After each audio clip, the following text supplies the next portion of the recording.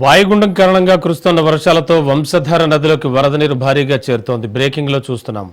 శ్రీకాకుళం జిల్లా హిరమండలంలోని గొట్ట బ్యారేజ్ వద్ద వంశధార ఉధృతంగా ప్రవహిస్తోంది. ఒడిశాలోని అరబంగి, బడనాల రిజర్వాయర్ల నుంచి నీరు విడుదల చేయడంతో నదిలోకి వరద భారీగా వస్తోంది. ఇక గొట్ట బ్యారేజ్ నుంచి 80,000 క్యూసెక్ల నీరు దిగువకు ప్రవహిస్తోంది. ఈ నేపథ్యంలో రెండో ప్రమాద హెచ్చరికను అధికారులు జారీ చేశారు. సుమారు 1,00,000 క్యూసెక్ల వరకు వరద రావచ్చని అక్కడ ఇంజనీర్ అంచనా వేస్తున్నారు. నదీ పరివాహక ప్రాంతాల ప్రజలు అప్రమత్తంగా ఉండాలని సూచించారు.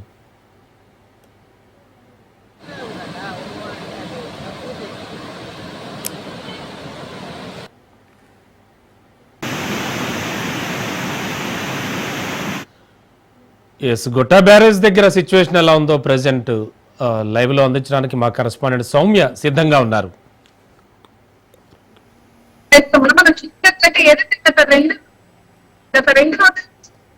భారీ వర్షాల కారణంగా మనం చూసుకోవచ్చు. దాదాపు ఉత్తరాంధ్ర మొత్తం చాలా వరకు వచ్చిపోతున్నాం.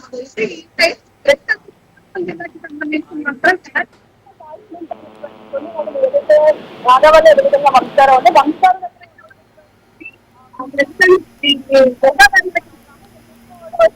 ఎన్నడూ లేని విధంగా 95 క్యూసెక్కులు ప్రస్తుతానికి ఇక్కడ వాటర్ రిజిస్టర్ అయినటువంటి పరిస్థితి కనిపిస్తుంది. ఇప్పటికే మూడో ప్రమాద హెచ్చరికలు కూడా జారీ చేశారు. అది ఎవరైతే లేటెస్ట్ ప్రాంతం వాసులు ఉన్నారో వాళ్ళందరినీ కూడా ఇప్పటికే శ్రమించి సురక్షిత ప్రాంతాలకు తరలించేటువంటి ప్రయత్నం కూడా చేశారు. అయితే ఇక్కడ అధికారికంగా చేస్తుంది అంటే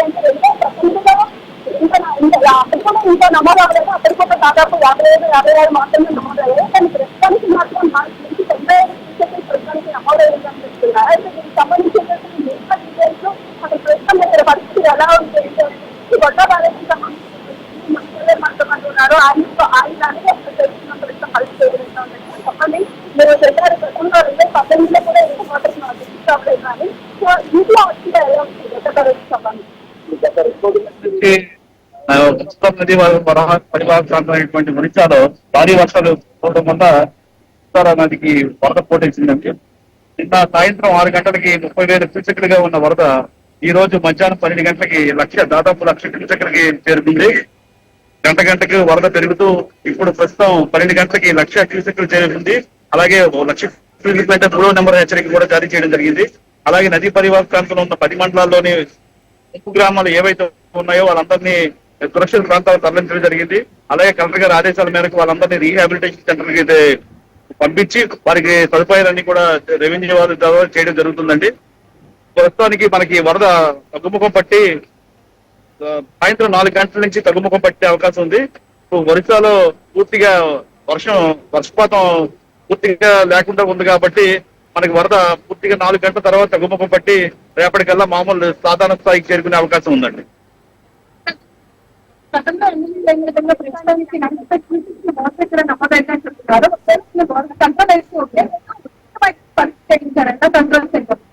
ప్రస్తుతానికి పరిస్థితి లేదంటే మనం వంశధార పరివాహక ప్రాంతంలో ఉన్నటువంటి ఒరిస్సాలో ఉన్న ఇరిగేషన్ అధికారులు కూడా మాకు ఇప్పటికప్పుడు మాతో టచ్ లో ఉంటారు.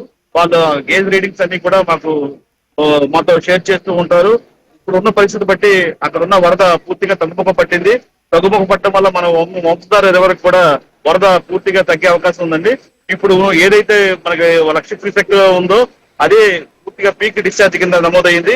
దాని తర్వాత 4 గంటల నుంచి ఇంకా తగ్గుముఖం పట్టి గంటకి డిశ్చార్జ్ తగ్గుతూ సాధారణ స్థితికి రేపు ఉదయం కల్లా 20,000 క్యూసెక్ సాధారణ స్థితికి వచ్చే అవకాశం ఉందండి.